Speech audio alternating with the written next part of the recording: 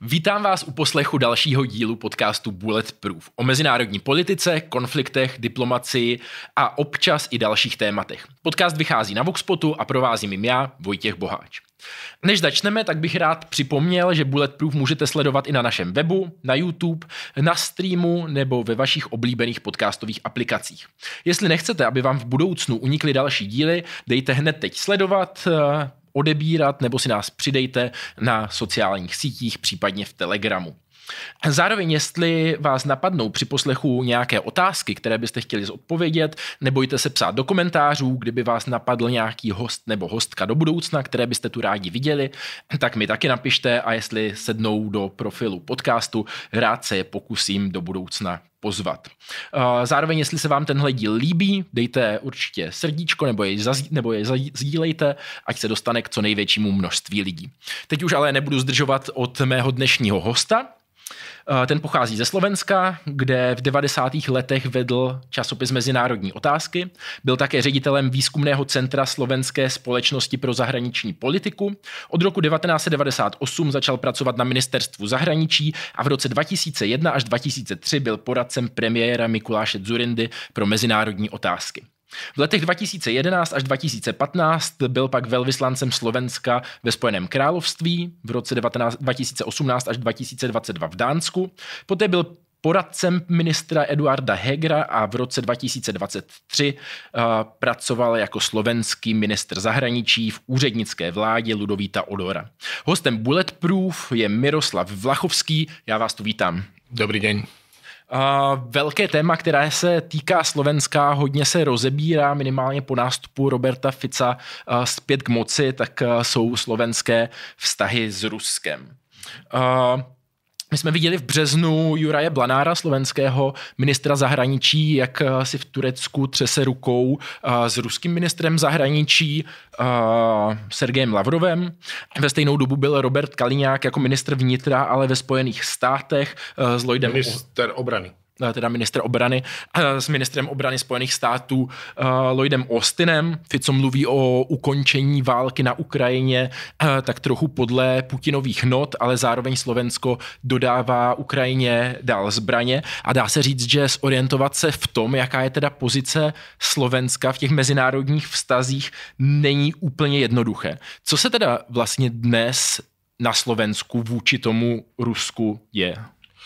Viete čo, toto sú ťažké otázky, pretože často človek má problém aj ako bývalý minister zahraničných vecí Slovenskej republiky a ako občan Slovenskej republiky sa v tom sám zorientovať, pretože tie signály sú veľmi, veľmi rôznorodé. V každom prípade Robert Fico pred zostavením svojej štvrtej vlády avizoval, že politika voči Ukrajine sa zmení minimálne v tom, že nebude dodávať smrtiace zbrane. Potom sa to trošku skorigovalo. A čo sa týka Ruska, oni tam majú afiliáciu k Rusku prirodzenú v smere dlhodobú. Veľmi radi sa voči svojmu domácemu auditoriu prezentujú ako tí, čo majú afiliáciu k Rusku. Ale v skutočnosti je to trošku komplikovanejšie samozrejme, pretože Slovensko nejakým spôsobom zásadne nevybočuje z politiky spoločnej zahraničnej a bezpečnostnej politiky EÚ. Nedá sa povedať, že by za to obdobie od nástupu novej vlády nejakým dramatickým spôsobom niečo Slovensko zablokovalo alebo Slovensko nejakým spôsobom pozdržalo. Poviem to tak. Fico 4 je v mnohom odlišný od Fico 1, 2, 3, keď to tak môžem povedať, aj svojim nastavením, aj svojim bezprostredným okolím. Myslím si, že tie predchádzajúce vlády, aj čo sa týka zloženia, aj čo sa týka odborného zázemia, predchádzajúce vlády Roberta Fica boli výrazne kvalitnejšie. Toto sa niekam posunulo a ja by som povedal, že až zosunulo. Čo sa týka Ruska samotného, Slovensko je viazané sankciami Európskej únie aj Severoatlantickej aliancie. a v tomto smere nemá ako nejaký veľký manevrovací priestor. Vo veľkej miere je to retorika. A keď hovoríme o vzťahu k Rusku a k Putinovi, tak tou inšpiráciou alebo istým spôsobom to, čo sa snaží Robert Fico a niektorí jeho spolustraníci kopírovať, je vlastne Viktor Orbán a Peter Szijjártó.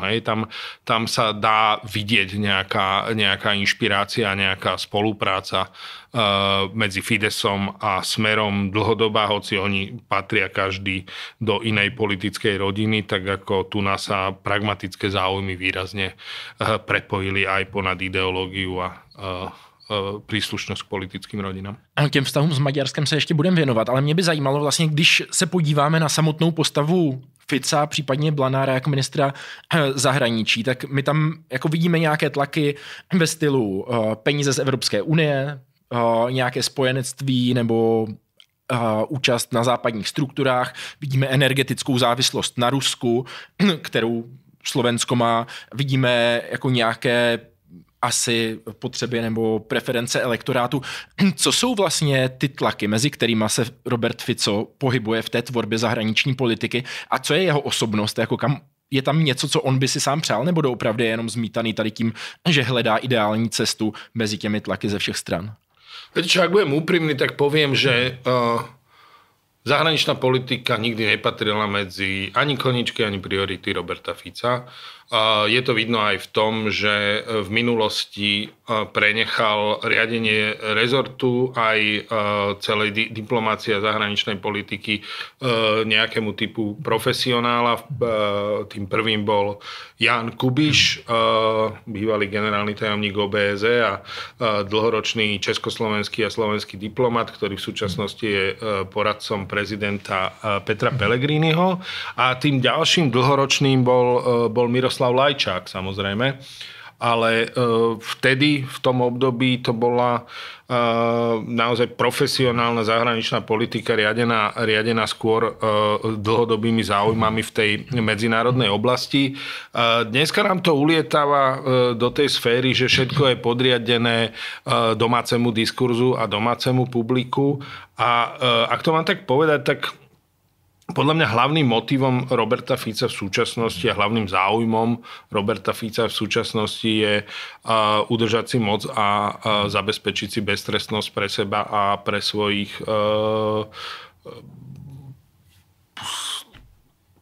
spolustranníkov alebo ľudí, s ktorými bol v nejakých záujmových zväzkoch.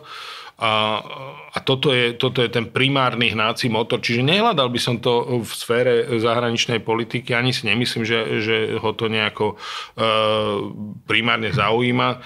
Skôr mám pocit naozaj veľmi výrazný, že sa rozhodol, že ministerstvo zahraničných vecí je až príliš nezávislá inštitúcia, ktorá vyprodukovala zopár naozaj silných osobností, ktoré sa neskôr presadili aj v širšom akože spoločenskom diskurze. Mám na mysli svojich predchodcov Ivana Korčoka, z ktorého sa stal kandidát na prezidenta, alebo bývalého ministra Rastislava Káčera, ktorý je verejne činný a bol verejne činný. Čiže ľudia s nezávislými názormi. A dneska cítim snahu na tom ministerstve to, tak povediac, usporiadať. Němci by v 30. rokoch použili termín zgleichschaltovať.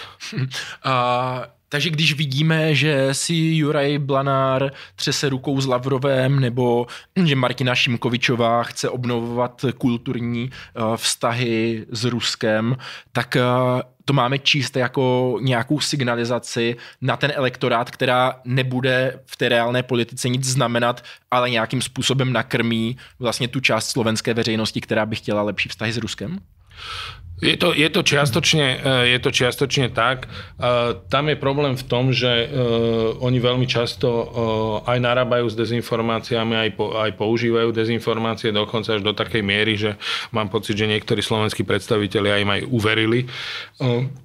Takže to je riziko. A čo sa týka reálnych vzťahov s Ruskom, tak samozrejme je tam tá istá miera energetickej závislosti pomerne vysoká, hoci treba povedať, že podobne ako ostatné európske krajiny, aj my sme sa snažili diverzifikovať, bohužiaľ nie v miere, ktorú by sme potrebovali. Ja si myslím, že ten prvý signál bola už tá plynová kríza niekedy okolo roku 2008 alebo 2009, nepamätám si presne, myslím, že to bolo 2008, keď k nám prestal prúdiť, k nám a do Bulharska prestal prúdiť plyn z Ruska a bola vtedy veľká kríza okolo toho. Ja si myslím, že to mal byť úplne jasný a zreteľný budíček pre všetkých slovenských politických predstaviteľov, že treba pridať v diverzifikačnej činnosti, ale ani Slovensko, ani Maďarsko podľa mňa nepokročili v dostatočnej miere.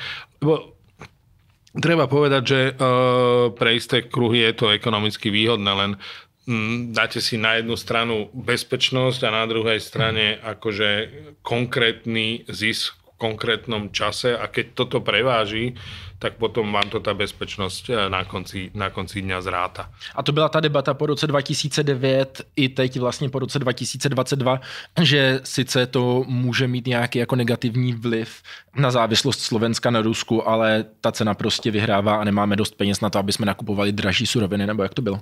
To je jednak to a jednak akože treba si povedať, že tú energetickú politiku neriadi iba štát, ale však samozrejme majú to v rukách súkromné firmy, alebo konzorcia a v prípade ropy je to Slovnaft je súčasťou maďarského MOLu. To znamená, že v istej miere sa tá energetická politika odvíja od záujmov MOLu, respektíve maďarského štátu, ktorý ten MOL ovláda. A viac než nejakým nezávislým spôsobom to riadi Slovensko.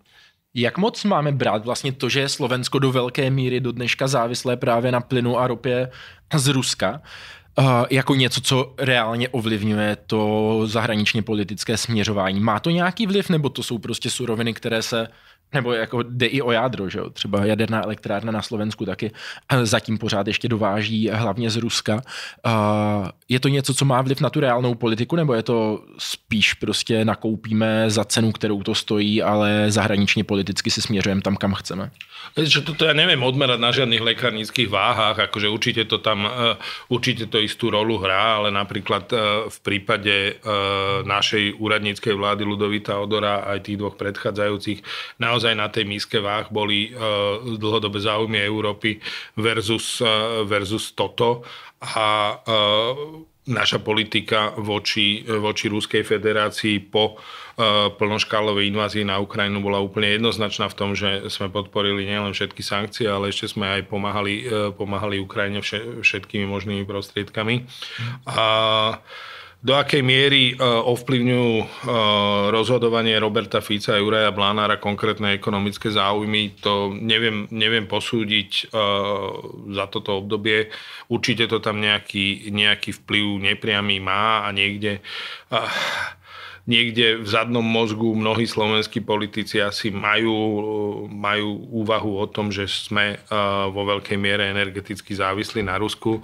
No ale jednak to bolo treba riešiť a treba to naďalej riešiť a jednak akože zďaleka v tom nie je Slovensko samo, hej? Akože tam na ruských surovinách ruské suroviny odoberá mnoho európskych štátov, ide o tú mierku a o to, že či ste vydierateľný cez to, hej? No my jsme měli třeba v České republice případ bývalého prezidenta, který napsal knížku a překlad tady té knížky do ruštiny zaplatila jedna velká energetická společnost a viděli jsme tam tady ty jako poměrně až netypicky úzké vztahy mezi ruskou energetikou a českou politikou a mohli bychom jmenovat mnohem víc příkladů. Jak často se tohle třeba objevuje i na tom Slovensku, že nějací politici mají blízko k Rosatomu, k Lukoilu, ke Gazpromu a k tady těmhle dodavatelům, jako na té osobní stránce, že by si člověk mohl až pomyslet, že můžou být vydíratelní nebo třeba zaplacení. Fúha, toto neviem akože rozobrať do detailu, ale poviem to takto, že niekedy mi to prípada, že slovenskí politici to robia zadarmo alebo za nižšiu cenu, ako pýtajú iní politici. Keď to preženiem, hej, poviem tak. A V minulosti si Rusko kupovalo vplyv aj tým, že ponúkalo vyslúžilým politikom rôzne bonusy za zásluhy, keď si zoberieme Gerharda Schrödera, alebo keď si zoberieme v Rakúsku bývalého kancelára Wolfganga Schüssela, tiež pôsobil v nejakých správnych radách nejakých ruských firiem. Ten sa toho vzdal. O Schröderovi to už som si není istý, jak to tam je. Rakúska ministerka zahraničných vecí Kneißl, tej bol dokonca Putin na svadbe, hej. Tam tie vzťahy boli až takto rozvinuté. Nemyslím si, že na Slovensku by sa to dalo vysledovať do takejto miery detailu alebo do takejto priamo akože ekonomickej prepojenosti, ktorá je úplne že viditeľná. A to môže znamenať z princípu dve veci. A jedna je, že Rusi si to vyhodnotili, že zase netreba do toho až tak veľa investovať, keď nám to robia aj zadarmo, že? Niektorí. To známe, že často přeceňujeme svoji pozici v očích Rusů, ale zase nerad bych ji podceňoval. Určitě ne. Mě by zajímalo, my už jsme se tady na začátku bavili částečně o dezinformacích a o tom, že zahraniční a mezinárodní politika není tím hlavním, co Robert Fico řeší. A mě by zajímalo, v případě, že to doopravdy jako není jeho koníček, ale zároveň se poddává tomu veřejnému mínění. A my vidíme na Slovensku dost silný vliv nějakých jako médií, které můžeme označit jako alternativní nebo dezinformační, které mají často dost velkou slabost vůči Rusku. Vlastně bych skoro řekl, že málo které alternativní nebo dezinformační médium na Slovensku fandí té druhé straně. Řekl bych, že většina z nich je tady v tom směru. V případě těch dezinformačních médií tam jsem si zase skoro jistý, že platení jsou. No a to by mě právě zajímalo, jako nakolik efektivní je pak platit nebo provozovat dezinformační média, které šíří tady ty proruské narrativy, když ve výsledku to stejně ovlivní toho Fica snad ještě líp, než kdyby se mu potenciálně se snažilo na něho tlačit jiným způsobem. Je to něco, co podle vás Rusko na Slovensku používá? Je a nie je to zamerané iba na Roberta Fica. Myslím si, že je to súčasťou dlhodobej stratégie Ruskej federácie voči západu ako takému, že vlastne minimálne od roku 2014 od anexie Krymu je to úplne zreteľné, že Rusko voči západu vedie hybridnú vojnu, ktorej súčasťou sú dezinformácie, dezinformačné kanály, ovplyvňovanie spoločností, rozdeľovanie tých spoločností. Proste Rusku vyhovuje čo najväčší stupeň, keď to tak poviem, rozdrobenosti a anarchie na západe, čo najväčší konflikt a oni jednoducho do toho ohňa ten olej prilievajú a sú v tom dobrí, robia to dlhodobo, robia to cez kanály rôzne a poviem, že je to pre nich asymetrický nástroj vojny, pretože určite to nestojí toľko ako niektoré najnovšie stíhačky alebo zbraňové systémy. Hej? Oni v podstate, keď to poviem v prenesenom význame, oni nám ničia software, ktorý nosíme v hlavách. A je to lacnější. Jsou na Slovensku jako přímé důkazy toho napojení tady těch dezinformačních serverů na Rusko? Nebo jak vypadá ten mechanismus zatím? Protože jako dost se řešila i ta otázka, že vlastně provozovat dezinformační servery, které mají obrovskou čtenost, protože je plno lidí, kteří mají pocit, že tam jim řeknou tu správnou pravdu, tak bylo historicky dost výhodné i čistě kvůli inzerci, že tam chodilo hodně lidí a dalo se na tom vydělat. Máme nějaký důkazy, že zatím stojí Rusko? Jsou tam jako někdo přistižený příčinou, jako když dostával peníze z ruské ambasády nebo něco podobného? Tak zase až takí naivní asi úplne nie sú. Je pravda, že sme mali na Slovensku prípad, keď človek bral peniaze od ruskej ambasády a vlastne skončilo to nejakým priestupkovým konaním namiesto toho, aby poriadne si to odsedel. Kto to byl vlastne? Meno si teraz nespomeniem, ale mali sme ten prípad asi 3 roky dozadu. A čo sa týka financovania, oni sa radi nazývajú alternatívne médiá, čo sa týka financovania dezinformačných médií alebo či už je to na webe, alebo či je to rádio, alebo či sú to videá, alebo čokoľvek, tak tam je to zložitejšie, lebo samozrejme tie peniaze sa dajú prebrať rôznymi kanálmi a ťažko sa dopatrať pôvodného zdroja. Čiže ťažko tu niečo konkrétne pomenovať bez toho rizika, aby človek s ním išiel do konfliktu, ktorý môže skončiť súdnou dohrou. Ale dá sa to dosledovať a to by mali robiť orgány činné v trestnom konaní a tak by sme sa mali k tomu dopracovať a tá spoločnosť by sa mala vedieť efektívne brániť dezinformáciám tohto typu. To, čo nastalo po útoku z februára 2022 v celej Európe je, že mnohé krajiny vyhostili ruských diplomatov a tým pádom sa narušila sieť, lebo však mnohí mali iba diplomatické krytie, ale robili v podstate klasickú špionáž a možno aj diverznú činnosť. Skúsenosti v Čechách je na porúdzi dosť a myslím si, že na Slovensku takisto sa nejaké príklady dajú nájsť. Ja osobne som inicioval vyhostenie jedného ruského diplomata z ruskej ambasády v Bratislave, lebo som mal dostatočný počet materiálov, argumentov a dôkazov na to, aby sme mu povedali, že nech do 48 hodín opustí územie Slovenské republiky. To by mě docela zajímalo, já si to dokážu představit, jakože vlastně my, když vydáme třeba nějaký článek, u kterého víme, že to někoho naštve, tak sem tam i blbě stává, že si říkáme, že tohle bude hrozně otravný. A pak řešit to, že nám lidi budou nadávat, že píšeme nějaké blbosti a tak. Jaký je to, když se vyhošťují diplomati? Jaký je to pocit vlastně, když vstanete a říkáte si, tak dneska Rusko oznámíme, že jim vyhostíme diplomata a očekáváte, že pak bude nějaká smršť na vás právě jako nějakých dezinformačních účtů, médií a tak, nebo je to jednoduché? No, nie je to príjemné, pretože však nikto nechce riešiť tento typ problémov, ale jednoducho musíte to urobiť v záujme krajiny a v záujme jej bezpečnosti. Vy tam nemôžete nechať proste ľudí, ktorí aktívne pracujú na tom, aby vytvárali sieť ľudí, ktorí poskytujú buď informácie Rusku, alebo priamo robia nejaké veci pre Rusko, ktoré nie sú v súlade s diplomatickými konvenciami. Čiže tam to bolo veľmi jednoduché a prebieha to takým spôsobom, že vás na to upozorní vaša spravodajská služba, pokiaľ akože dobre pracuje a má tých ľudí podchytených. Hej? A co tenhle človek delal?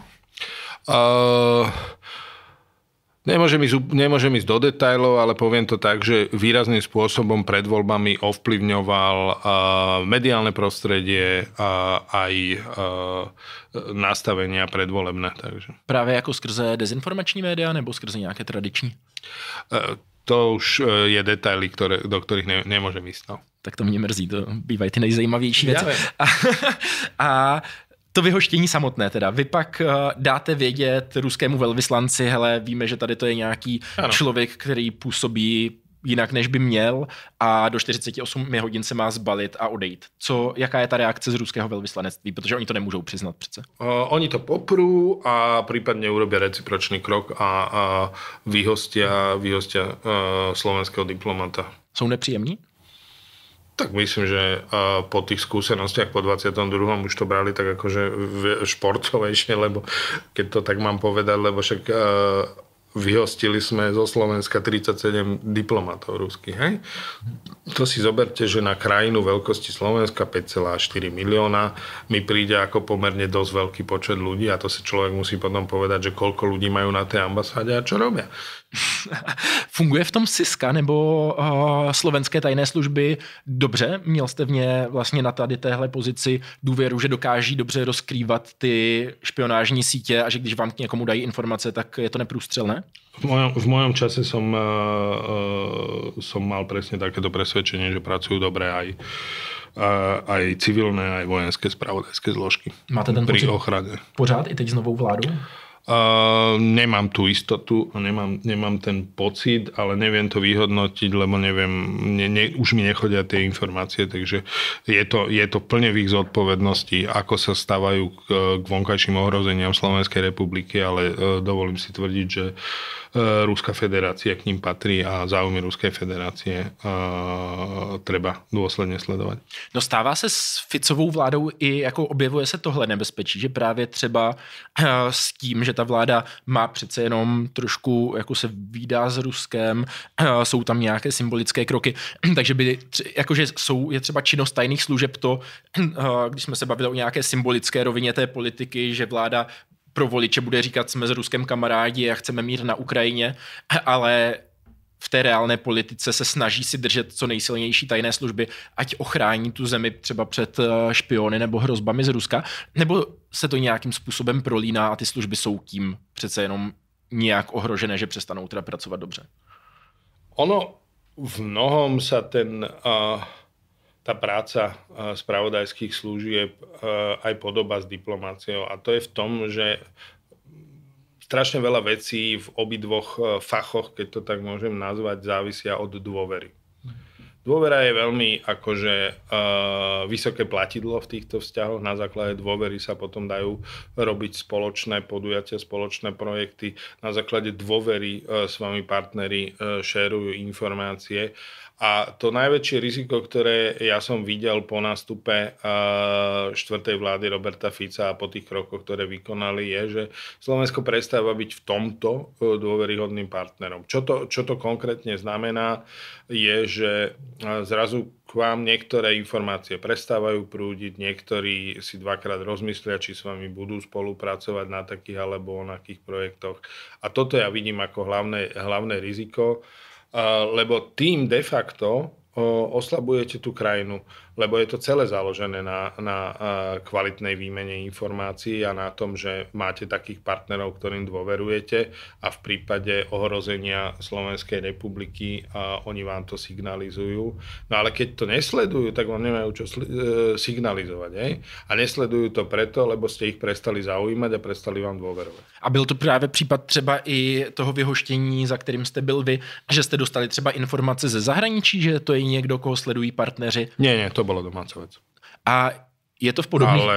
Ale sú prípady napríklad chystaných teroristických útokov alebo vyšetrovanie tej vraždy v LGBTQI bare na Zámodskej ulici, kde pomoc zahraničných partnerov pri vyšetrovaní bola absolútne esenciálna. Hej? A to je to, co je teda teď ohrožené, že reálně při vyšetřování podobných věcí by ta pomoc nemusela už být. No, ja si myslím, že je ohrozená kvalita tých vzťahov a tým pádom aj kvalita tých informácií, ktoré asi dostávajú. Je to jednoducho tak, že to je ako v medziľudských vzťahoch. Máte priateľov, ktorým dôverujete, tak povedať na život a na smrť. Máte priateľov, ktorým dôverujete do vysokej miery a potom máte ľudí, ktorých považujete za nedostatočne hodných vašej dôvery a s tými nezdielate tie informácie, ktoré vy považujete za kritické už len z toho dôvodu, že neviete, či nebudú použité, zneužité a tak ďalej a tak ďalej. Na to jsem se právě chtěl zeptat, nakolik vlastně ty informace přestávají existovat a ti vaši mezinárodní partneři přestávají se vůbec o Slovensko zajímat a sbírat je, nebo je prostě mají, jenom je nechtějí sdělit třeba vládě, protože se bojí, že by jim propálila zdroje do Ruska a tím pádem by byla ohrožená nějaká jako zahraniční operace partnerů na Slovensku. Ja si myslím, že je to vysoko pravdepodobné, ale neviem to posúdiť, lebo hovorím, že ja už dneska v tomto nefungujem, už som pozorovateľ zvonka a tým pádom akože to neviem posúdiť v celej mierke. Nechcem o tom špekulovať. Ja som povedal ten základný princíp, ktorý tam platí a na ktorý som bol zvyknutý, a to bolo, že v čase, keď som bol ministrom zahraničných vecí, tak voči našim spojencom a západným partnerom sme boli absolútne dôveryhodná krajina. Naopak, ešte by som povedal, že v niektorých veciach sme, nie že boli premianti, ale sme naozaj sa rozhodovali rýchlo a efektívne a otvárali sme tak cestu iným. Mám tým na mysli poskytnutie povedzme systému protivzdušnej obrany S-300 na Ukrajinu v čase, keď to Ukrajinci potrebovali, alebo poskytnutie MIGov. Lebo Slovensko je malá krajina, samozrejme má obmedzené zdroje, ale poviem to tak, tu platí to heslo slovenské, kto rýchlo dáva, dvakrát dáva. A keď pomáhate niekomu, kto je v núdzi a pomáhate rýchlo, tak vtedy je to kritické. Hej. Kritické je to vtedy, keď to vedia priamo a okamžite využiť v boji, čo v prípade obidvoch záležitostí zo strany Slovenska a Ukrajiny fungovalo. A vlastne aj to otvorilo bránu pre pomoc iných krajín. Čiže za to je obdobie Slovenska, na ktoré som ja osobne hrdý, lebo sme mali aj dôveru zahraničných partnerov, aj sme boli v niečom tak povediac avantgardou. A vlastně to, že přijdete o takhle kvalitní informace od partnerů, je podle mě pro tu vládu samotnou něco viditelného, něco jako co dřív bylo a najednou to není. Myslíte si, že jako Ficovi to není líto, že najednou ty informace nedostává, že nemá takový přehled o tom dění, že vlastně nemá tu důvěru těch partnerů, nebo prostě si jenom řekl, že ta hra na domácí publikum je důležitější, než být dobře informovaný? Ja už som hovoril, že vidím veľký rozdiel medzi štvrtou vládou Roberta Fica a predchádzajúcimi troma. A to, čo mňa znepokojuje vo veľkej miere, je, že mám pocit, že už sa vládnutiu nevenuje v tej miere a rozhodne neuvažuje o celkových záujmoch krajiny dlhodobých. Už je to naozaj vyslovene len obhajoba konkrétnych záujmov jeho a niektorých skupín. A z toho potom vyplýva ten celkový prístup a to, že je mu to jedno. A navyše zistil, že ako by som to povedal, v dnešnej Európe je možno pozorovať viaceré politické strany, ktoré za obdobie povedzme 10, 15, 20 rokov takmer preplávali celé politické spektrum. Hej? Ja si pamätám Roberta Fica ako člena komunistickej strany, ako člena SDL, a potom založil Smer, o ktorom tvrdil a tvrdí, že je to sociálno-demokratická strana, ale ja tvrdím, že dneska sa už proste posunul do polohy národno-socialistickej a jeho spolupráca s vyslovene ultrakonzervatívnymi, alebo ja by som skôr povedal ultraradikálnymi stranami na Slovensku, čo je nielen SNS, ale aj tí predstavitelia, ktorí sa na kandidátke SNS dostali do parlamentu a do slovenskej vlády, tak to už prešiel od demokratickej lavice až skoro k radikálnej pravici. A takisto v Maďarsku sme mohli pozorovať Viktora Orbána ako liberálneho politika, ktorý bol disident a chodil demonštrovať ešte aj do Prahy na Václavské námestie. Potom cez odchovanec Soroša, mimochodom. Odchovanec Soroša, potom cez jeho prejav na námestí hrdinov na pohrebe Imreho Naďa až cez jeho podpredsedníctvo v Liberálnej internacionále. Ako mne je to až komické, keď dneska vidím Viktora Orbána a jeho spolubojovníkov, ako sa pasujú do role obhajcov konzervativizmu a konzervatívnych hodnôt. Ja som bol v tom čase členom kresťansko-demokratického hnutia, keď on bol podpredsedom Liberálnej internacionály a dneska pomaly ma idú vydávať za progresívca, lavičiara, neviem čo. Je tu strašný zmetok pojmov, ale to, čo som chcel povedať, že populistickí politici naozaj putujú cez celé politické spektrum a tak povediac ho vysávajú. Jsou to vlastně lidi, kteří spíš cítí nálady ve společnosti, než by měli nějaké svoje pevný zásady, bych řekl, ale když se ještě podíváme... Moc a peniaze jsou hlavný důvod. A když se ještě podíváme, vy jste se vlastně v roce 2022, když začala invaze na Ukrajinu z Ruska, vrátil z Dánska na Slovensko. A co jste tam vlastně viděl? Protože Slovensko byla v tu dobu jedna ze zemí, která, jak jste tady už říkal, dodávala. Vlastně byla to první země, následovalo hned Česko, která dodávala těžké zbraně Ukrajincům pro to, aby se ubránili. Jak na to vlastně ta ruská ambasáda na Slovensku reagovala? Viděl jste nějakou jako zvýšenou činnost ve směru, ať se to neděje, nějaké působení na média a tak dál, nebo vlastně to nebylo vidět? Vy jste zřejmě dostával jako od služeb tady na té svojí pozici ve vysoké diplomacii kvalitní informace. Tak jak to vypadala ta jejich aktivita? Ja si myslím, že v tom čase rúska ambasáda na Slovensku bola zdecimovaná tým, že sme vyhostili toľko ruských diplomatov, plus nenachádzalo to nejakú veľkú podporu ani u populácie na začiatku. Proste ten šok z napadnutia Ukrajiny išiel naprieč politickým spektrom. V tej prvé dni naozaj sa nikto neodvážil ani len obhajovať Putina a Rusko, okrem úplných bláznov a fanatikov proruských. A potom sa to trošku akože zrovnali svoje rady a začali viacej pôsobiť. Ruská ambasáda veľmi umne využívala svoju facebookovú stránku, cez ktorú ovplyvňovala množstvo akože tých naratívov, ktoré sa dostávali do slovenskej spoločnosti. Nechcem sa mi to rozoberať do detailov.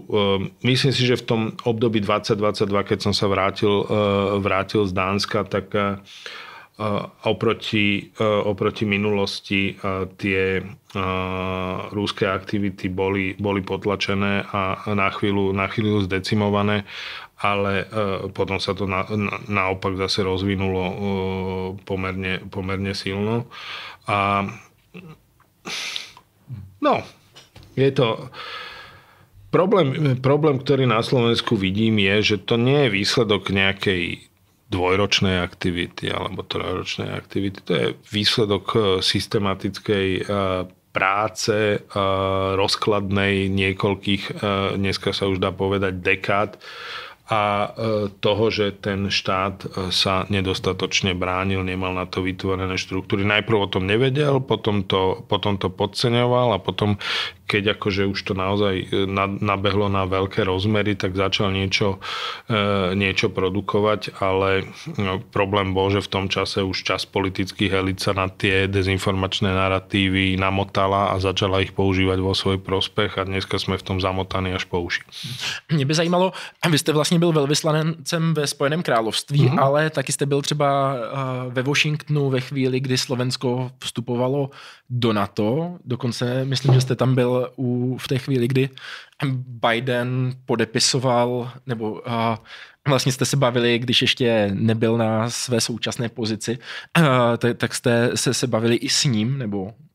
Áno, mal som tu čest sa stretnúť s Joe Bidenom niekoľkokrát. Ja som v tom čase mal na starosti ako vedúci politickej sekcie vzťahy s americkým kongresom, a ich zabezpečovanie a tak ďalej. A keď tam prišiel na návštevu prezident Rudolf Schuster, tak sme mali aj stretnutie v americkom senáte a vlastne vtedy Joe Biden ako ranking member, čiže podpredseda zahraničného výboru, dával obed pre prezidenta Schustera a spomínal na svoje detstvo z Scrantone, kde bývali dve komunity, írska a slovenská, takže Slovákov on poznal od detstva. Aj jak se dívat na to vlastně, když teďka vidíme, že Slovensko, aspoň když se na něho díváme zvnějšku z Česka, tak driftuje trošičku na východ a přestože jako se nijak nespochybňují alianční ani unijní závazky, tak jak se na Slovensko vlastně dívají třeba Spojený státy? Je to něco, co kdyby tam už bylo jako nebezpečí, že doopravdy začne těm Rusům Slovensko pomáhat až moc nebo až moc driftovat tímhle směrem, tak nějakým způsobem zakročí nebo má vůbec nějaký nástroje, jak pomoct se neodpoutat z těch západních struktur? Nebo si myslíte, že by to spíš bylo jako dobře, vybrali si svůj osud na východě, ať tam jdou? Myslím si, že záleží, že s čím porovnávame, a keď sa pozrieme na strednú Európu, tak z pohľadu amerických záujmov a z pohľadu vzťahov s Ukrajinou a s Ruskom je Maďarsko oveľa výraznejší a Orbánové aktivity oveľa výraznejší problém než akékoľvek slovenské do tohto dňa a do tohto času. A vidíme, že až v poslednej dobe Američania začínajú využívať vo väčšej miere aj páky a nástroje smerom k Maďarsku. Nemyslím si, že dneska je to v takom štádiu, že by sa dali mali, alebo že by Američania používali nejaké nátlakové nástroje smerom k slovenskej vláde, pretože v tých podstatných veciach, čo sa týka Ukrajiny, naozaj by som povedal, že spolupracujú a Robert Kaliňák ako minister obrany spolupracuje s Američanmi v kľúčových veciach týkajúcich sa Ukrajiny do miery, ktorá sa im zdá asi dostatočná. Neviem to úplne presne posúdiť, ale nemyslím si, že by to nefungovalo do tej miery, že by sa Američania k nejakým protestom alebo inej činnosti odhodlávali v tomto čase. Poviem to tak, Amerika sama má teraz dosť vážnu vnútropolitickú debatu, čakajú voľby a myslím si, že po voľbách sa budú upravovať nastavenia aj voči Európe, aj voči jednotlivým jej štátom. Uvidíme. A co jsou vlastně teda ty nástroje, ty páky, které Amerika na Slovensku má reálně? Aha, to je výborné. Spolupráca, ktorú máme s Američanmi rozbehnutú, ekonomická spolupráca, spolupráca v energetike.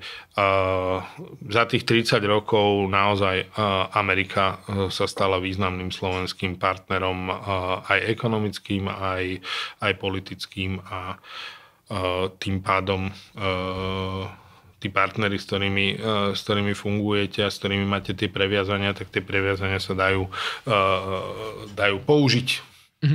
A teď třeba v Česku se hodně řeší stíhačky F-35. Je tohle jako taky třeba nějaký nástroj, kdyby, já vím, že na Slovensku se spíš debatovalo, že F-16 zatím stačí, F-35 nejsou úplně potřeba, ale... My jsme šťastní, že jsme konečně nějaké F-16 dostali, lebo to kvůli covidu meškalo. Vlastně teď Česká republika pořád ještě chrání slovenský nebe. No, my sme boli v takej situácii, že vlastne tie miny boli nepojazdné a preto sme ich aj mohli odozdať Ukrajine, lebo Ukrajinci si ich vedeli opraviť a upraviť a v našom prípade by sme o to museli žiadať Rusov a keď sme ich o to žiadali, tak tie náklady boli proste enormné a bolo to aj bezpečnostné riziko. Proste komplexne to, že sme tak dlho zachovávali migy na Slovensku, nebol dobrý nápad v čase, keď už naši najbližší spojenci a susedia nakupovali západné stíhačky. My sme ešte stále sa producírovali v MiGoch 29 z nejakých deblokácií. A dosť neskoro sme nakúpili tie F-16, ale som rád, že ich dneska máme. Už prvé dve doleteli, ak si dobre pamätám, a bude to pokračovať. Dostaneme sa do štádia, že si budeme vedieť vlastné nebo ochrániť. Teraz to bolo tak, že na základe dohody nám ho chráni Česká republika, Polsko a Maďarsko. A dokážete si představit, že třeba by se mohly zhoršit výhledově jako ty vztahy na západ tak, že by se třeba řeklo, dobře, my vám zbraně ani nebudeme prodávat západní, protože... Neverím tomu. Od toho je to pořád hodně daleko. Pevne verím, že to k takémuto bláznostu zo slovenskej strany nedojde. Chtěl jsem se zeptat, když se posuneme ke spolupráci spíš mezistátní, regionální. Vlastně v poslední době se hodně řešilo ukončení mezivládních zasedání Česka a Slovenska. Jak moc velká je to? Vlastně je to čistě symbolická věc, kdy se chtělo naznačit, hele, jdete trochu jiným směrem než my a jako tady tu nejvyšší tak to minimálně interpretuje Slovensko. Vlastně když jsem poslouchal nějaké rozhovory s Ficem, tak to bylo, jako ty vztahy byly vždycky dokonalé a tohle byla jako třešnička na dortu, která když tam nebude, tak to pořád bude velice sladký dort. A vlastně je to spíš symbolický krok. Je to tak doopravdy, nebo to znamená taky nějaké ochladnutí vztahů, třeba jako omezení výměny informací a tak tady tenhle rozkol? Nechcem to ani preceňovať, ani podceňovať. Z môjho pohľadu to nie je dobré, že k tomuto došlo. Došlo k tomu na základe viacerých gest a retoriky zo slovenskej strany. Myslím si, že nápad klásť kvety a vence na hrob posledného normalizačného prezidenta Gustáva Husáka nie je dobrým signálom voči českej spoločnosti ako takej a špeciálne voči stranám, ktoré dneska sedia v českej vláde. To nebolo vôbec chytré. A to je tiež symbol, hej? Akože keď sa rozprávame o tých symboloch a ich ničení alebo používaní, tak aj Slovensko tu zohralo, respektíve nie Slovensko, ale Robert Fico a Andrej Danko zohrali svoju rolu. No a potom otázka Ukrajiny. Jednoducho to, že boli zrušené tie medzivládne konzultácie, ja som ich niekoľko absolvoval aj v roli poradcu premiéra, boli medzivládne konzultácie v Trenčíne a význam toho je aj symbolický, ale aj praktický, lebo tam sa v tej debate objavia nové návrhy, nové možnosti projektov vzájomných medzi Českou republikou a Slovenskom. No keď sa nerozprávate, tak z toho dialogu nič nevznikne. Hej? Čiže minimálne toto je čistá strata, ale myslím si, že symbolicky je to veľká strata.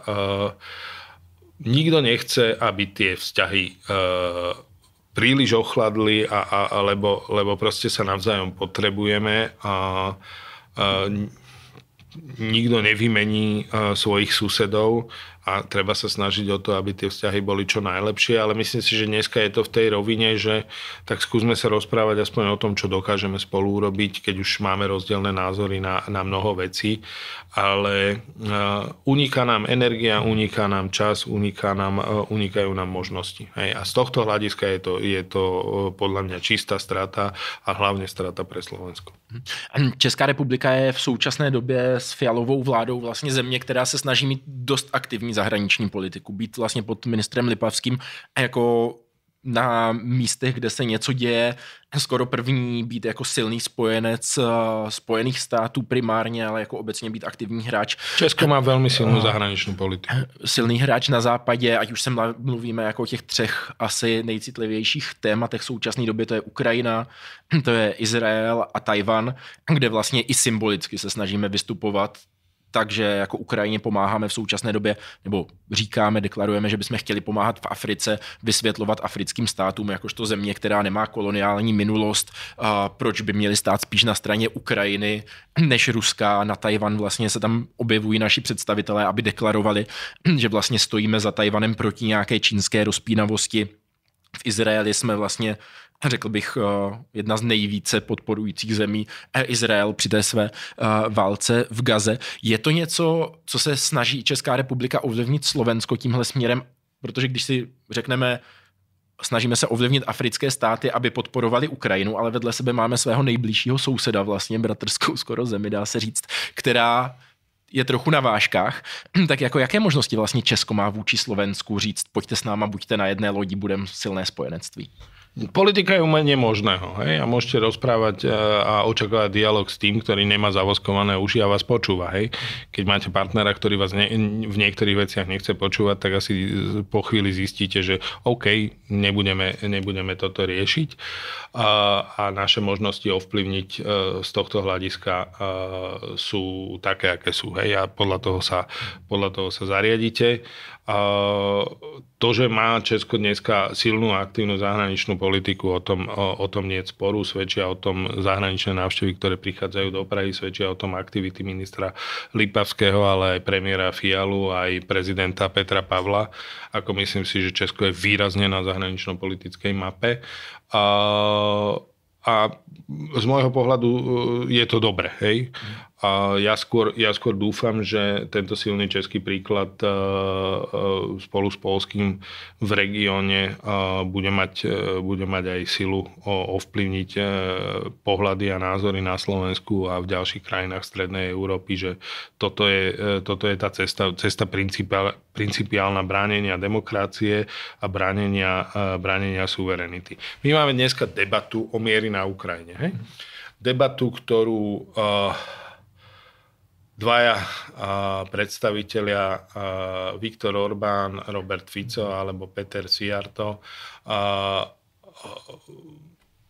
vedú v polohe, že my sme za mier. A vy ostatní, či už to priamo povedia, alebo to dajú nejako pred zátvorku, ste v úvodzovkách vojnoví štváči. To je jedna z najväčších lží. Všetci chceme mier. Naozaj všetci chceme mier. Nikomu nevyhovuje to, že sa na Ukrajine zabíjajú ľudia. Ale pravda je taká, že to musí byť spravodlivý mier a že to musí byť mier, pri ktorom ten agresor bude potrestaný, respektíve mu bude znemožnené urobiť to isté znova. Ten zásah, ktorý Rusko urobilo do systému medzinárodnej bezpečnosti, do systému európskej bezpečnosti, je obrovský. A jednoducho na to, aby sa to nejakým spôsobom zreparovalo do podoby, keď sa vrátime k nejakému bezpečnostnému modelu, keď sa podarí dosiahnuť prímerie a neskôr mier, tak na to musia byť vytvorené podmienky a jednoducho táto akože prázdna mierová retorika, ktorú s prepáčením niektorí robia, nevedie k ničomu. Hej? Nie je to proste poctivé. Nie je to poctivé. No a když se podíváme právě jako ty české aktivity po světě v současné době jsou poměrně široké. Jako pro pomoc Ukrajině jezdíme do Afriky, pro pomoc Tajvanu se snažíme v jeho blízkém okolí dělat, jakože je to ambiciózní otázka, jak se to daří naplňovat, ale jako minimálně ta myšlenka tam je vlastně zadržovat ty velké expansionistické státy a stavět nějaké koalice těch menších. Jaká je současná myšlenka slovenské zahraniční politiky? Kam by chtělo mířit? Nebo jakou roli by Slovensko ve světě vůbec chtělo hrát? A to je výborná otázka, ktorú ale si musíte pozvať nového hostia, niekoho zo súčasnej slovenskej vlády. Juraje Blanára? Napríklad, alebo Roberta Fica. Hovorím to položartom, ale hovorím to a hlavne preto, lebo ja som tejto politike veternej rúžice na všetky svetové strany nikdy neporozumel. Slovensko má svoje primárne záujmy na západe a svedčí o tom naše členstvo v EÚ, naše členstvo v NATO, svedčia o tom naše obchodné ekonomické vzťahy. Slovensko je relatívne malá exportná ekonomika, kde vyše 80%, 86%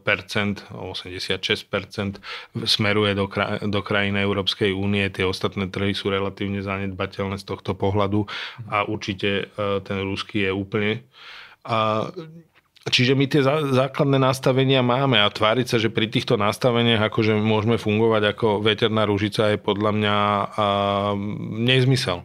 Nezmysel a niečo, čo možno niekomu znie ako relatívne dobre, že s každým budeme za dobre a budeme sa snažiť na všetky svetové strany, ale nemôžete sedieť naraz na dvoch stoličkách, proste keď sa tie dve stoličky začnú rozchádzať, skončíte so zadkom na zemi a to není dobrá pozícia, rovnako ako často spomínaná ambícia byť mostom medzi niečím a niečím. To sa říká, že po most je dobrý pro to, aby sa po ňom šlapalo? No, myslím, že to bol československý minister zahraničných vecí Jan Masaryk, ktorý povedal, že po mostech se šlape a mosty se vyhazují do luftu. No. Mě zaujalo vlastně v současných dnech máme debatu o tom, že v Drážďanech se začala stavět velká továrna na čipy, investice z Tajvanu. V Česku americký Intel investuje v Rožnově pod Radhoštěm a ve stejnou dobu právě na Slovensku investuje Čína do výroby čipů. Tak není to, jakože je to nějaké jako strategické rozhodnutí? Budeme tady mít ty investice z Číny, přece jenom nám to aspoň něco přinese a třeba se posuneme dál? Neviem, ktorú čínsku investíciu máte na mysli a v akej fáze realizácie na Slovensku skutočne je. Pravda je taká, že Európa ako taká začína zaostávať za Spojenými štátmi aj Čínou v oblasti nových technológií. Tie čipy sú kriticky dôležité. Nie sme v tomto nezávislí. Európa musí viacej pracovať na tom, aby bola konkurencieschopná, aby bola nezávislá. To je poučenie z posledných rokov od epidémie až cez krízu s čipmi a súčasné nastavenie, je úplne zrejmé, že musíme v tomto niečo robiť, že to je dneska program pre Európsku úniu, ktorý je absolútne zásadný a mal by byť naplňaný, ako sa stať konkurencieschopným voči tým väčším celkom, lebo kedysi bola Európa predstavovaná ako ekonomická superpower a geopolitický proste trpazlík, ak to tak môžem povedať, alebo obor na hlinených nohách, povedzte si to ako chcete. Ale dneska sa už dostávame do stavu, že aj ekonomicky tá Európa je taká dýchavičná, hej? Z pohľadu dlhodobého rozvoja a tých sfér, ktoré proste budú ovládať budúcnosť, tak akože tam je veľká konkurencia a tá konkurencia je Čína, sú Spojené štáty, do nejakej miery to bude možno v budúcnosti India. V každom prípade my sa musíme starať o to, aby sme my boli efektívni a nezávislí, to znamená neuregulujme sa na smrť, vytvorme dostatočné silné podnikateľské prostredie pre inovácie, investície. No a do tohto celého samozrejme majú ambíciu aj krajiny Strednej Európy nejakým spôsobom prispieť a posunúť sa. Keď sa pozrieme na ekonomiky Českej republiky a aj Slovenska, tak ako je tam výrazná rola automobilového priemyslu. Na Slovensku stále platí, že sme najväčší výrobca aut per capita na svete a budúcnosť toho automobilového priemyslu sa posúva smerom k elektrickým autám, akože nie do tom sporu. Môžeme sa baviť, že či to naozaj je nevyhnutné v takom tempe a tak ďalej, ale už aj tie fabriky sú tak nastavené a teraz na to, aby vám fungovalo elektrické auto, potrebujete čo? No, potrebujete tie elektrické batérie, hej, to je dneska core toho. To sú otázky těch gigafactory. No a tuto malo Slovensko záujem proste získať nejakú infraštruktúru, nejakú baterkáreň, takú, ktorá by poskytovala proste priestor pre ten automobilový priemysel. Čiže tie záujmy sú legitímne a treba ich ošetriť, to je zase ekonomika. Čo sa týka Číny, tak akože aj samotná Európska únia hovorí o tom, že v niečom je to strategický partner, v niečom je to strategický súper a v niečom je to strategický protivník. Musíte to mať dobre v hlave zrovnané, že čo je čo. No ale když se právě podíváme, jestli v České republice v současné době je ta koncepce taková, že dnes ve světě existují nějaké země, které chtějí přetvořit mezinárodní pořádek, který jsou možná rozpínaví. Bavíme se rozhodně o Rusku, o Číně, možná o Iránu. A je potřeba tady stát a dělat aliance proti těm zemím a řekl bych, že je to taková jako politická, poměrně jako ideová pozice, tak na tom Slovensku je to spíš tažené, že jako jsme s těmi, kdo tady budou dělat investice, kteří nám slíbí, že nám pomůžou s ekonomikou ji zvednout víc, nebo taky je tam jako nějaká podobná jako ideová pozice celkově. Protože já jsem se ptal i tady na ty čipy právě z hlediska toho, jestli spolupracujeme s Čínou, protože je to někdo, kdo sem dokáže dát investice, kdo nás dokáže ekonomicky třeba trošku pozdvihnout, tak dobře, když to budou Američani, budeme spolupracovat s Američanama, když Číňani, tak s Číňanama, když Tajvanci, tak s Tajvancema. Dobre, poviem to inak. Spomínali ste, že som bol veľvyslancom v Dánsku. Dám príklad z Dánska. Dáni rozvíjali spoluprácu s Čínou, až proste prišla otázka firmy Huawei a možných špionážnych aktivít, alebo ako by som to zjednodušene povedal, a potom z toho ustúpili. Niekedy musí byť tá bezpečnosť nadradená aj tomu ekonomickému záujmu. Už sme sa o tom rozprávali v prípade surovín. To isté platí pre niektoré ďalšie oblasti. Musíte si dobre zatriediť, ktoré to sú a zároveň nesmiete úplne odignorovať, kde sú vaši európski partneri v tomto. Asi to nemá veľký zmysel proste šialeným spôsobom bojovať proti Číne, keď na druhej strane Nemci s nimi budú robiť obchody a naša ekonomika vo veľkej miere, je dodávateľskou ekonomikou pre Nemecko podobne ako Česká. Akože treba to mať trošku usporiadané v hlave, že čo je čo, hej. A netreba byť v tom ani proste nejaký úplný, že premiánsky žiak, hej. Treba nad tým rozmýšľať strategicky dlhodobo, ale z môjho pohľadu kľúčový je bezpečnostný záujem prvorady vo vzťahu k tomu, aby nikto nemal šancu nás nejakým spôsobom ovládať cez surovinové zdroje, cez ekonomické záujmy a tak ďalej a tak ďalej. Ale neřeší se to zase tak moc při současné vládě. No tam jsou důležitější ty ekonomický. Nerieši sa to až tak moc, ale zase treba povedať, že tá vláda je pri moci necelý rok a ťažko už to dneska vyhodnocovať, lebo zase až tak veľa toho urobiť nestihli. A myslím si, že by bolo dobré akože ich takisto kontrolovať podľa konkrétnych činov viacej než podľa tej retoriky, ktorá je teda častokrát taká, že mi trhá vlasy aj uši, ale poďme sa pozrieť na výsledky, lebo veľa sa hovorí, ale ide o to, že aké sú podpísané kontrakty, aké boli dohody, kde sa nám podarilo čo. Hej? Co pro Slovensko dneska znamená vlastně Vyšegrad? Protože hodně často, když jedu třeba do Bruselu, tak se tam mluví o tom, že dřív byl Vyšegrad poměrně jako zajímavý blok, který dokázal si předjednat mezi sebou nějaké společné pozice a ty pak prosazovat. Pak se začalo mluvit o ne Vyšegrádské 4, ale 2+2, kdy vlastně byl jako komplikovaný vztah mezi těmi víc, jako dá se říct, prozápadními Českem a Polskem a Maďarskem a Slovenskem, u kterých nebylo úplně jasný, kam budou dál driftovat. A teď třeba, když vidíme jako novou orientaci Polska s novou vládou na ten výmarský trojúhelník, na Německo a Francii víc než na střední Evropu, tak to vypadá, že se nám to do velké míry rozpadá a že vlastně tady ta společná střední Evropa, která si předjedná svoje zájmy a je jasné, že ty zájmy společné má, takže už tady skoro není. Co vlastně pro Slovensko znamená, že se tady to rozpadá a rozpadá se to doopravdy? Poviem to tak, že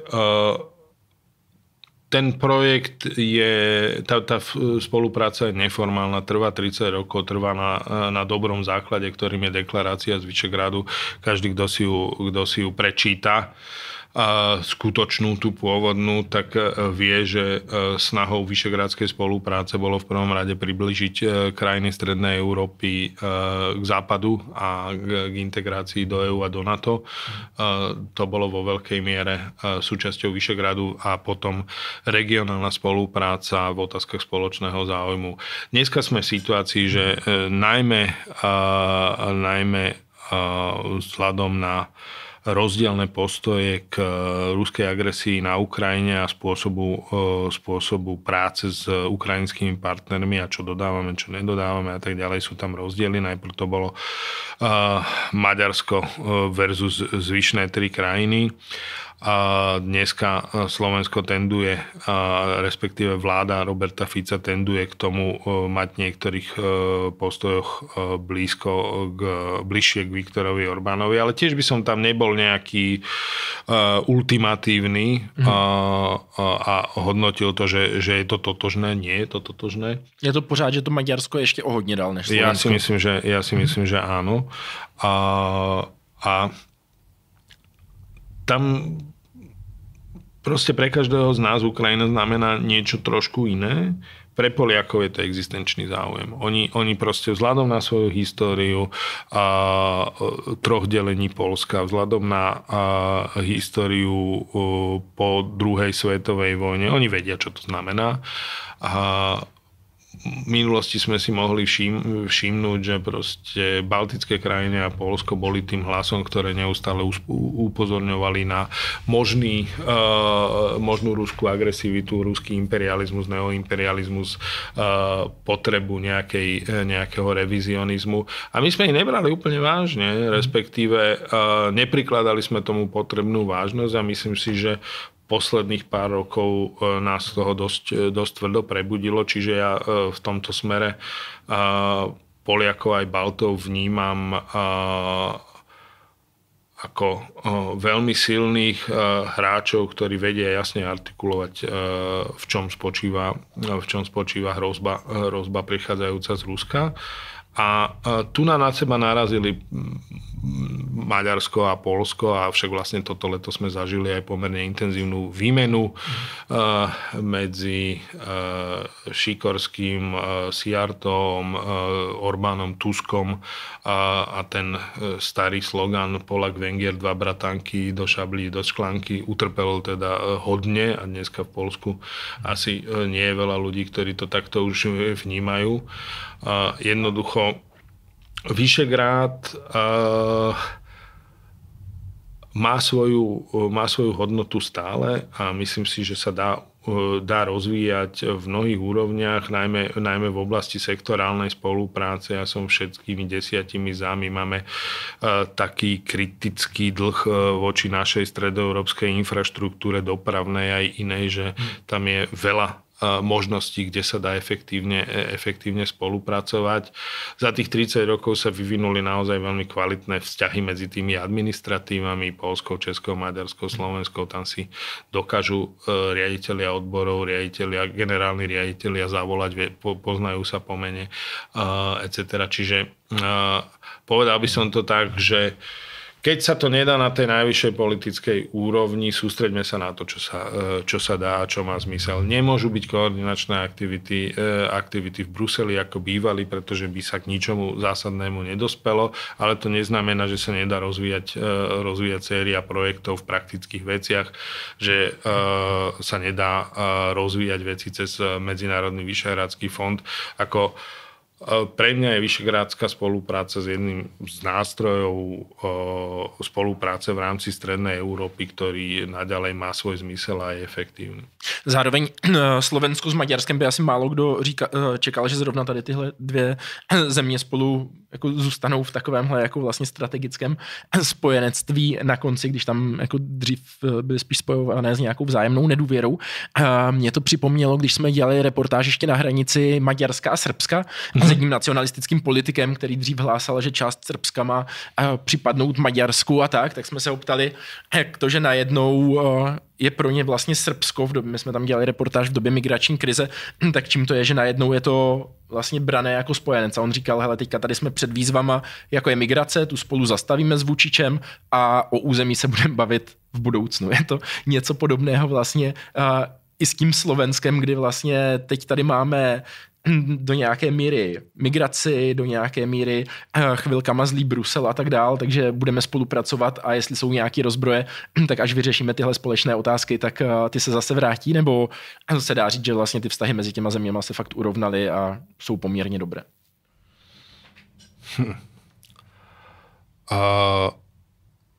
Myslím si, že Slovensko by malo vždycky pamätať na to, akým spôsobom sa mu podarilo získať samostatnosť a akým spôsobom vzniklo Československo a že tá južná hranica bola vybojovaná. A bola vybojovaná po prvej svetovej vojne a bola dosiahnutá po druhej svetovej vojne. Nemáme záujem na tom, aby sa na tom niečo menilo a Maďari tvrdia to isté. A věříte? Ale ako hovoril Ronald Reagan, dôveruj, ale preveruj. Takže tam nejaká nejistota môže pořád byť. No, pozrite sa, treba byť v tomto smere praktický a záujem každého štátu je zachovať svoju teritoriálnu celistvosť a samostatnosť a nezávislosť a z tohto pohľadu musí konať každý slovenský predstaviteľ. To je proste, tak by to malo byť, hej? Takže myslím si, že tam je to prirodzené a podľa toho treba aj rozmýšľať v širších súvislostiach. My máme záujem na veľmi silnej spolupráci. My sme jeden z mála stredoeurópskych krajín, ktoré sú mnohoetnické, hej. A myslím si, že tá etnická diverzita nám prospieva, myslím si, že je to obohatenie našej krajiny a za tým si budem vždycky stáť. Mám Maďarov veľmi rád a mám tam mnoho priateľov, čiže toto je akože vyslovene dobrá vec, ale na druhej strane sú ľudia v rôznych štátoch Európy, ktorí uvažujú smerom dozadu, hej? Ktorí snívajú o ríšach, ktoré boli pred 100 rokmi, pred 150 rokmi, pred 300 rokmi. A takhle vnímáte napríklad Viktora Orbána? Tak on tvrdí, že bolo to veľké nešťastie, čo sa stalo v Trianone a v tom není odlišný od mnohých iných maďarských predstaviteľov, ktorí hovoria o trianonskej traume. Treba si dávať pozor, ako toho kto hovorí a kde. No. Dobře, takže to ukončíme takovýmhle výhledem do budoucnosti a budeme doufat v to nejlepší. Já vám moc děkuji, že jste přijal pozvání do podcastu Bulletproof a taky děkuji všem našim divákům, divačkám a posluchačům, že s námi vydrželi až do konce. Zvlášť bych chtěl poděkovat těm z vás, kteří jsou členy Voxpod klubu, protože jenom díky vám a vašim pravidelným příspěvkům nebo platbám můžou tyhle podcasty, podcast Bulletproof i další vznikat. Kdo ještě není v našem klubu, tak těm doporučuji vstoupit, protože budete mít přístup k bonusovým materiálům, podcastům, článkům a taky našim akcím ve fyzickém prostoru.